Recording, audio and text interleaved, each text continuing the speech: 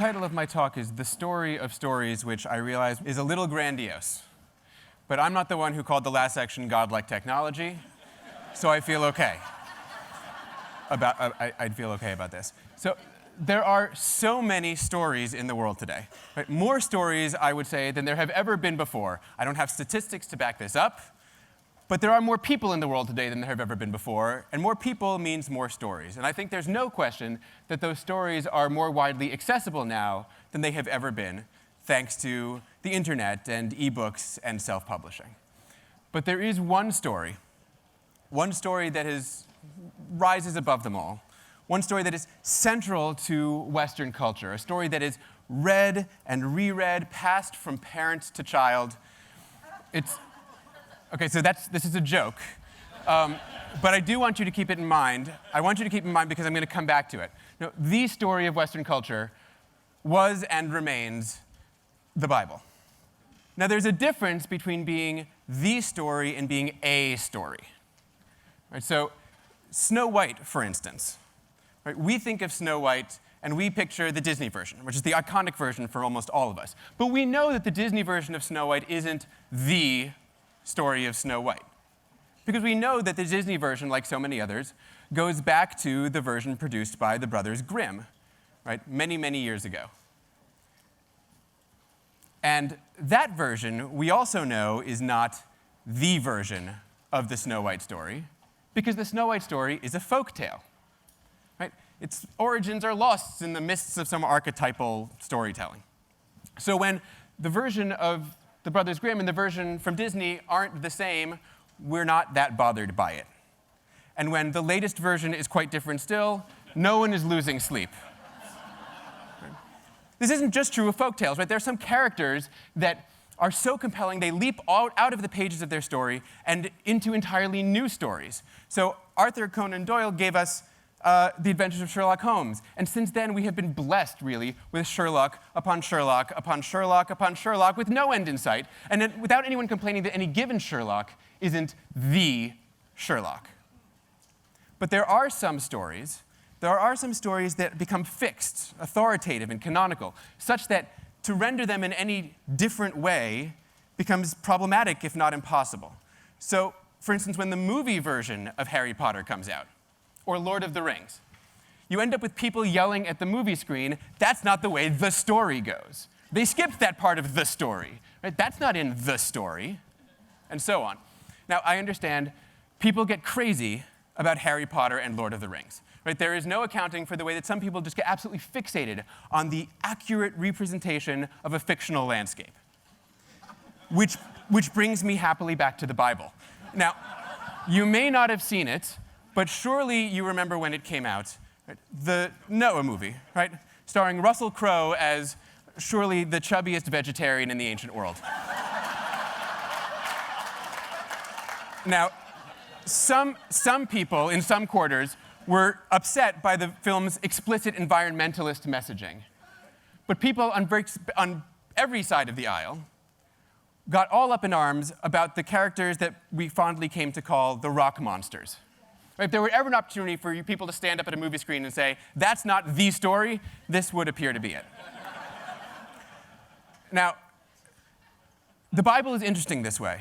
The Bible is interesting this way because we accept that it can have lots of different interpretations, right? There are lots of different meanings in it. We not only accept that, we authentically expect it, which is how you can have a new sermon given every week of every year in every church around the world.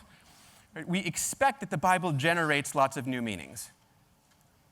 But at the same time, we draw a really bright line between the story, right? The text, the immutable, unchangeable, fixed text story of the Bible, and then the million things that we can do with it. So when the Noah movie promotes a vegetarian agenda, we can say, I disagree with that interpretation of the story. And when it has rock monsters, we can say, that's not even the story anymore at all. Part of it is that we've been culturally conditioned to think about the Bible as if it were Harry Potter, as if it were written by a single identifiable author, right? In this case, God, which people say also about the Bible. We think of it as coming from a single author, and therefore only the original version right, is acceptable. The thing is, when it comes to the flood story at least, we know that the version of the flood story in the Bible isn't the original flood story. Right? Hundreds of years before the Bible was written, we had the Mesopotamian flood stories, which are patently translatable for all of you right here. You take my word for it. Mesopotamian flood stories. Flood stories, plural, right? Not one flood story, but many of them. Right? And these stories had some things in common with our flood story, of course. A divinely sent flood, a boat, a sole survivor, but there were important differences as well. In a lot of the Mesopotamian stories, the rationale for the eradication of humanity was that people were too loud for the gods. We were too noisy for the gods. The gods, of course, plural, this being the Mesopotamian telling, right? Where the gods are using humans as sort of proxies for their heavenly squabbles. Try telling someone today that that is the original and real flood story. The thing is, the Bible, the flood story, especially the Old Testament, is not written by a single author who we can identify. Right? We talk about it like it's Harry Potter, but it's Snow White. Right? It's folklore. It's folktale told by different people in different places at different times. And yet, the version that we find in the Bible has somehow become, right, the authoritative version, right? The one that we all talk about. And I think that this is ironic. And now, you don't have time to go run to your home and open your Bibles right now. But when you get home, and you go to run to your Bibles, as I know you will, open Genesis 6 through 9 and try and read the flood story there. Try and read the flood story there.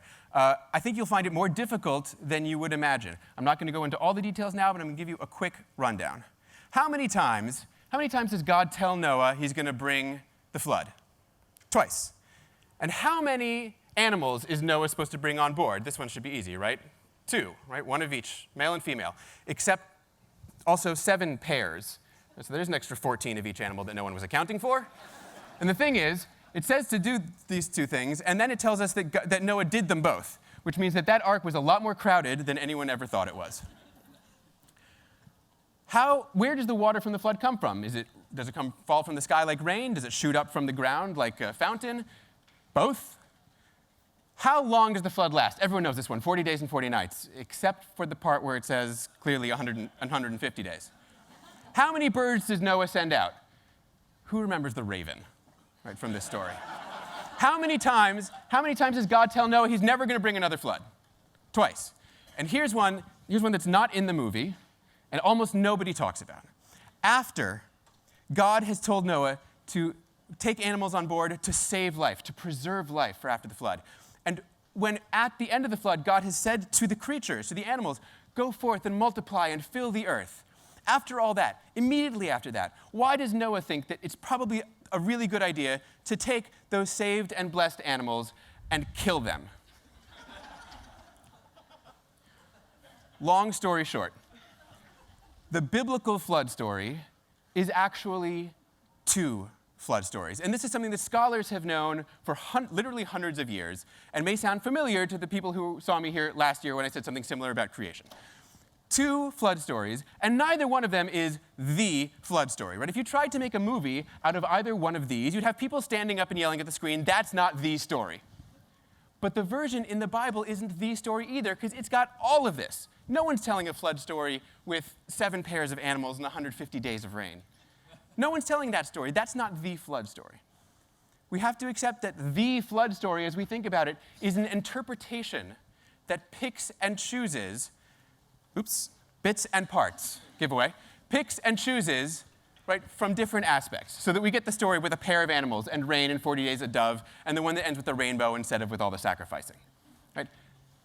And so I think, right, we have to accept the flood story that we know, the culturally accepted flood story, is not from the Bible. It's just not. Our culturally accepted flood story is from a children's song. It's from a children's song, and you know this song. Right? You know this song. Right? The animals, they came on by twosies, twosies. It rained and poured for 40 daisies, daisies. That's the culturally accepted flood story. It's from a children's song. So what's happened is we have created a master narrative of the flood story and attributed it falsely to the ultimate literary authority in Western culture, to the Bible. I want to be clear, this isn't something we do only with the flood story. We do this also with other famous parts of the Bible. So the culturally accepted life of Jesus is like a greatest hits album compiled from the best parts of the four Gospels. Right. What's interesting is that the flood story and the Gospels both provide evidence that there was a time when it was possible to hold multiple versions of these stories at the same time, for them to peacefully coexist. So how do we go from multiple Mesopotamian flood stories to multiple Israelite biblical flood stories to, in 2014, people yelling at movie screens, that's not the flood story? How did we get there? Well, the answer is, at some point in the early first millennium AD, this is well after the Bible was written, it already existed for a while, after a few hundred years after it was written, it became authoritative, the version as we know and love it. It became authoritative, and this wasn't an authority that it sort of just grew into. This is authority that was bestowed upon it by us, right? By people, by a culture that chose this to be the story as opposed to all the other stories that were out there. Right? We did this, and the authority we gave the Bible was exclusive, right? This story and not those. And those stories were largely lost to us forever, most of them. Some of them we've only recovered in the last 100 years or so. So here you can think about the Dead Sea Scrolls or the Gnostic Gospels, right? These are some of those lost stories, the ones that didn't make the cut, that weren't chosen to be the story. Among these lost stories, by the way, the rock monsters that have a good 2,000-year-old pedigree as part of the story of Genesis. They just didn't make it into the story. For 2,000 years, the production of alternative narratives, of counter-narratives to the Bible, has been really carefully controlled, as frankly has all literary production. What's interesting is where we are right now. Right now, at a moment when the production of counter-narratives, of alternatives, has never been easier. Right? To a certain extent, we are living now in an era that is a return to that world of oral folklore, right? Except that instead of gathering around the village square to hear our stories, we just go to our favorite website.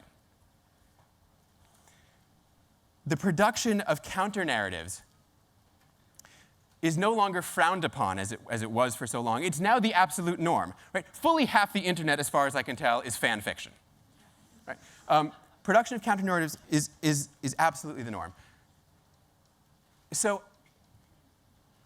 what's interesting to me then is the question of what we do in this space. What do we do in this space where everybody is producing multiple narratives, and even though we see so many narratives around us, more stories than have ever been told before, we still seem to long for that one story that we can hold on to, that we can call the story.